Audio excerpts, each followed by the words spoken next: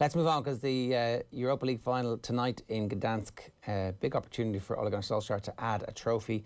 An important day to Manchester United's history. Was it John Duggan pointing out this morning that the 26th of May is, of course, the date of the fixture in 1999. Manchester United won the European Cup final with 2 late goals, in case you didn't know what happened there. Daniel Harris, good morning to you. How are you? I'm good, thanks. Everyone all right? All the talk in the build-up to this is about doing it for Busby and doing it for Ferguson, and that weight of history is important for clubs as a touchstone, but sometimes for a new team it can be a little bit difficult to just be themselves when the weight of history is so heavy on them. Yeah, I mean, I doubt the players are too fussed about it being Matt Busby's birthday or anything like that. I think they're under pressure because they're under pressure. They're playing a final. They're expected to win. They expect themselves to win. And if they don't, they'll look a bit silly. And I think that will be the pressure. I don't think it's particularly the weight of history, because I think that relative to just having to win a final, and a final they're expected to win, I think that will probably be enough pressure on its own. Is this team adept at dealing with pressure? And in that context, is not having Harry Maguire there almost... I mean, it's obviously hugely important any time that he's not playing, given how well he's played, given how well the 2 replacements are playing as a tandem. But on a night when there's added pressure, not having somebody who has been a good captain for you, it just gets magnified. Yeah, for sure. I mean, I think one of the reasons Solskjær always plays Fred and McTominay in big games is that he doesn't really trust the defence, even with Harry Maguire. And missing him will make a big difference. It's not just the actual defending. I think it's also he plays with much more authority and composure than any of the other centre-backs. And we saw it against Liverpool, really, where they conceded 4 goals. And I think with Maguire playing, they don't let in 4 goals in that game. Obviously, Villarreal don't have attackers as good as Liverpool do, so there is that. But as to whether or not this team are good under pressure, most of the time they've needed a result, they've managed to find one. They've come from behind a lot. I don't think they'll be wanting to come from behind in this one. I think the question is more whether they can use the pressure to come out fast, which they did last season against Sevilla, where they lost the semi-final in the end with some sketchy defending and some terrible finishing.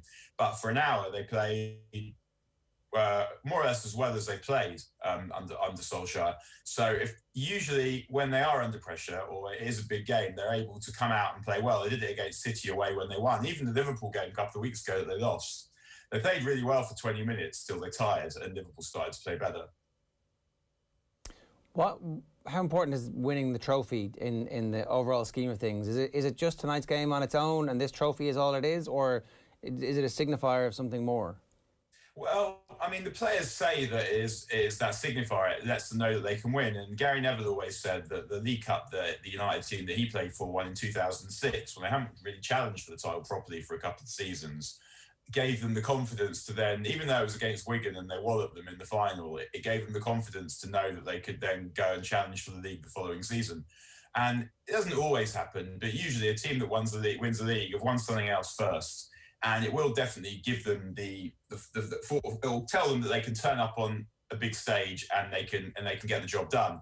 And that is something that they don't currently know. And it's also like coping with the pressure of being expected to win, because if you look at how United did in the league this season, as soon as they got into a position where it looked like they could challenge for the title, they started to not win games. And I don't think that's simply a factor of pressure. It was also to do with fitness, where players started to get injured, and it was at that stage of the winter where everyone was exhausted. And United got to that point where the run that they had, where they got beat by Sheffield United and they didn't win a couple of other games. It was around the time that they ran out of options, because enough players were injured so that they couldn't really rotate the team. So there was also that going on, but they also managed to not win points once the pressure was on them to actually try and do something to win the title. So they do need to convince themselves that they're able to do that. And it may not result in them suddenly going on to win the league, but we can be sure that if they do win tonight, it's not going to do them any harm. Does this feel more important than the Europa League final that Jose took United to? Not necessarily, I think, because the one under Mourinho, I mean, it's always you're trying to win it because you want to win the trophy. But the one under Mourinho qualified them for the Champions League, which they've already done here, and it also came the day after the Manchester bombing, so there was a lot more than football going on. So I'd say probably not. And even if United do get beaten tonight, this is still a good team, and with 2 or 3 additions, it could be a team good enough to challenge for the title, and that isn't going to change. Because of one match tonight, but it will help them if they can get it over the line tonight. Was your sense in that season under Jose when they won the Europa League that they were also 2 or 3 signings away from winning the league, or did you know at that point that actually no, this is kind of just a moment really, and there's not going to be a title push next season? I didn't think they're as good as this. Well, that's for sure. I mean, like that team, it had Fellaini in it, it had Darmian in it, had Mkhitaryan in it, had Mata in it. And the team that United have now has much better players in it. So did I think that they were close to winning the title after the Europa League? I thought that they could do something the following season because I felt like City didn't have much at the back. But I remember it turning out that didn't matter at all because teams weren't going to be able to get at City's defence. So whatever I would have thought at the time, definitely, even if I would have thought United had a chance of winning the title the following season, I just would have been talking nonsense ultimately. Whereas this team has much better players than that team did, and it's a much better team than that team did. Like you can see that this team is developing, and the best team that Mourinho team beaten, I can't even think who it is. Whereas this team has beaten pretty much everyone. Where do you stand now on Pogba's future, given that we're entering peak transfer speculation season? Harry Kane obviously is up for grabs, and between now and the start of the Euros, a lot of speculation will happen, and either deals get done in advance of it or everything gets postponed for 3 weeks. What do you think? Is Pogba a Manchester United player next season? I think probably, because it seems unlikely that anyone's going to pay enough money to take him away.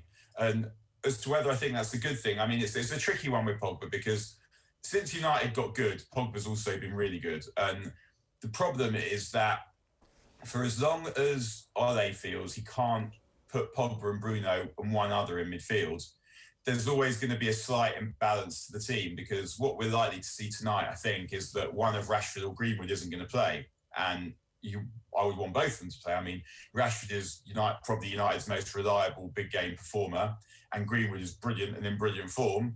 And I don't particularly want to see only one of those to play because Pogba's playing on the left wing because they don't trust the midfield and the defence to have him play in midfield. So going forward, that would be always my problem with Pogba, is whether you can balance the team effectively with him in it.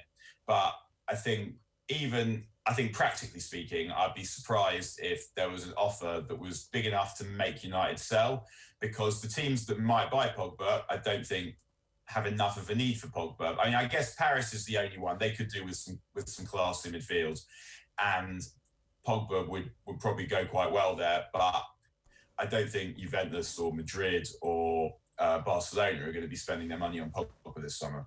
That issue that you've talked about is one we were talking about a little bit earlier on. You want Greenwood in your team, you want Rashford in your team, and you want Cavani in your team, and you want Bruno in your team. So how do you actually build a team that includes Pogba week in, week out in next season's league campaign? And it kind of comes back to who that other midfielder is. And if you could merge Fred and McTominay and turn them into one player, bingo. But unfortunately, there is no Dr. Frankenstein who can do such a thing. Yeah, I feel like I'd still want someone better than McFred if McFred was one person. Because ultimately, like, McTominay's a box-to-box player.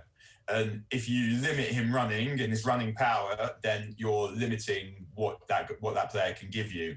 I think if you find a better centre-back than Lindelof, who's stronger, more dominant, and with recovery pace, and you find a number 6 as well, the right number 6, then you're starting to look at a team that can tolerate Pogba and Bruno in a defensive setting, and they're going to be able to defend well enough. I think one of the things I do think about Pogba, though, and Bruno together is that, and I've said this before, that they're high-risk, high-reward players, which means against good teams, they're going to turn over the ball a lot because they're trying things, and you're going to be giving possession to teams who can hurt you with it. I don't think it matters against most teams in the league, but against the top teams, Pogba and Bruno together is going to hand the other team a lot of possession, and I don't feel like Pogba is kind of quick enough about the pitch that you'll be able to dominate possession with Pogba and Bruno, whereas there might be other kinds of players who give you, going forward, what similar output to Pogba. I mean, I think the thing with Pogba is a bit of a unicorn in that there aren't any players like him. There aren't really players with his dexterity, imagination, ability to see a pass, and his size. And that is an incredible combination when it works. But when it doesn't work, it can sometimes go against you. And I think that if United did sell Pogba, then the player that they would be looking for to replace him wouldn't be exactly the same player. And not just because that player doesn't exist, but because if you're designing a player, you're looking for someone who can give you Pogba's attacking output and Pogba's variety, but also do a better job of helping you control the game, which to me seems like Pogba's biggest weakness. And in a way, we don't really know what Solskjær wants from his teams, because in one way he's been forced to use the midfielders that he's been given, and Pogba has been there, and Pogba has obviously been brilliant in moments and brilliant over stretches. And like, I couldn't tell you what Ole Gunnar Solskjær's overriding and overarching football philosophy is. I suspect probably because he has had to deal with the players and the playing staff that he's had. There might be a style that he wants to espouse and develop, but I'm not sure if he's had that opportunity. I don't know. I don't know. What do you think? Is there one? Have we not had the opportunity because he's been forced into not showing us by the playing staff? I think when United play at their best, we're seeing what he wants. He wants them to play. He wants to play on the front foot. He wants them to dominate the ball, and he wants them to play with width. And he wants there to be quick link-ups. And I think we see quite a lot of that. I mean, I think that it's not a complex vision of football, what they want, but football doesn't have to be a complex game. And I think that if you're solid at the back and you have good attackers, you'll be a pretty good team. And I think that's what we see from United. I don't think that he's as prescriptive as Guardiola and Klopp in terms of what he expects from his team. But when they play big games, particularly, you can see that they're trying things. I mean, even against Wolves at the weekend, they played a 4-2-4, which is not something that they would usually do, but he thought that with the players that he had against the team that he was playing, that was the best way of going about it, and it worked pretty well. But in general, the way that he sends his team out, because if you also think about it, previously, you sort of had a big game formation as well, where he'd play three at the back with Luke Shaw as the left centre-back, and then he'd play split strikers as well. So that was a different way of doing it. Now what you're seeing from United is he's trying to play more or less the same way in every game as the team has improved. And doesn't always work out perfectly, but he's looking to be secure at the back and dominate the ball and allow the players in front of that to express themselves, and for the wide players to get wide and to come in off the touchline and look to score goals. And I think that having a proper centre forward is making a big difference to that too. What does the potential signing of another attacker who's not a centre forward then do to this team, Daniel? Because I know that we've seen a story over the last couple of days that Jack Grealish is linked with Manchester United and the players want him to come to Old Trafford. Grealish is one I'd be fairly surprised about, because he tends to play from the left, and United have Rashford who can do that. They have Amad Diallo who could. I mean, he prefers to play from the right. They have Martial. I mean, they might do it, but if you're playing Grealish, then you're effectively saying that in a big game where you want to play Grealish and Rashford, then it is only going to be one of them. I would imagine that the Sancho is more likely, but I think the thing with Sancho is also Sancho would mainly play on the right, but United have Greenwood who can play there. They have Diallo who looks like he's ready to start affecting games in the Premier League, and they also have Elanga who's a bit further behind, but they have high hopes for him, and they have high hopes for Shoretire. So if I was looking at United now, what I would be looking for would be a centre back and a number 6. And if they got those two players, I don't think they'll be short of goals, because I think those two players would enable them to be more offensive because they were more trusting in the defence. So that would be where I was looking. But it may be they may decide that Sancho's available, the price is a good price, and they think he's such a good player that they can't be without him, and they want a natural right winger who's coming to the peak of their powers right now. So they may decide to do that, but it definitely isn't where I would be starting with this team. Do you expect Manchester United to do the obvious thing? I mean, for so many years we've watched teams ignore the glaring holes in their squad and not buy the players that the whole world thinks they need. is there an indication that they believe they need a centre-back and a number 6? I'm sure that Ole wants a centre back because he knows because I don't think he thinks that Fred and McTominay are good enough in those positions. I don't think he wants to be thinking tonight about who's he going to leave out, Rashford, Pogba, or Greenwood. So I think if I was guessing, I'd say he wants a centre back more than he wants a number 6, but. I think that he probably does know that he needs something because he talks like he seemed to actually bog the other day when he was told that players wanted that I can't remember if it was Paul Scholes or Gary Neville. Someone said that Fred and McTominay aren't good enough, and Ole was talking about balance, and he will know that Fred and McTominay are not, for example, as good as the players he played with. So he knows what the standard is, but he plays them because he needs them to protect the defence. So I do think he knows that those players are required, but the players that are required, the players that the board will let you have, because Jadon Sancho is someone who I'm sure the board would think, well, if we get him, sponsors will want to be associated with him. He'll be worth some money too. Yeah. So I think there will be a bit of that, and the fact that if he is available, he might be available for less than they paid last season, less than their offer that was turned down last season. And I wouldn't be surprised if that amused the suits and that pleased the suits to make Borussia Dortmund look a bit silly. So I think there'll be a lot of things going on there. But I would be amazed if someone like me had noticed what the team needed, and someone like Ole Gunnar Solskjær, who manages them, who played for Alex Ferguson, who played in European Cup winning teams and knows what a good team looks like, if I had noticed what this team needed and he had somehow not noticed, that would be surprising to me. What are the chances that Harry Kane is a Manchester United player next season? It seems unlikely that they would pay the transfer fee that Daniel Levy's going to want. I think otherwise it would obviously be a move that made relative sense to both. I mean, I'm sure Kane would prefer to go to City because ultimately he's leaving Tottenham because he wants to win trophies. And if you go to City, he could be more or less certain that he's going to start winning stuff. United is a bit more of a punt. Like, that doesn't mean that there's no cachet. Like, I think that amongst players, like being a Manchester United player still carries some weight, and being the guy that turned United into Championship winners again after 7 years also probably is seductive in some ways. But I'm sure that playing for Pep Guardiola and playing for City would be his first choice. I think that I'm not sure that City will stretch the amount of money, because what City tend to do is they tend to buy as many sort of 50 to 70 million pound players as it needs till they get the right one.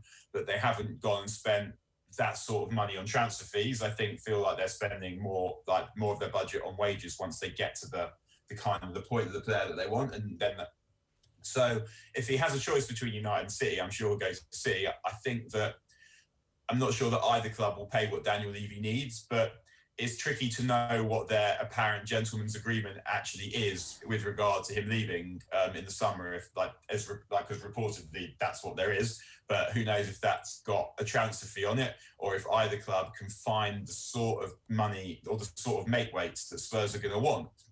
So perhaps United could toss them Martial, who knows? Because we don't know who their manager is going to be, so we don't know who their manager might want in part exchange. But ultimately, do I think Harry Kane is going to play for United next season? I guess the answer to that is no. All right, last one. Prediction for tonight? Oh gosh, I'm not going to sit here and predict United to get beat in the final. I don't think. I don't think they're going to lose to Villarreal. Ultimately, I think that you can obviously see a way that they could lose, because particularly without Maguire, that defence could ruin things for them at any moment. But ultimately, in most games, you would think a team's going to have to score 3 times to beat this United team, because they're too good going forward not to score at least twice. So no, I think United will win. All right, a classic either way. Daniel, good stuff. Thanks a million. Enjoy the game. See you guys. Goodbye, everyone. Have a good day.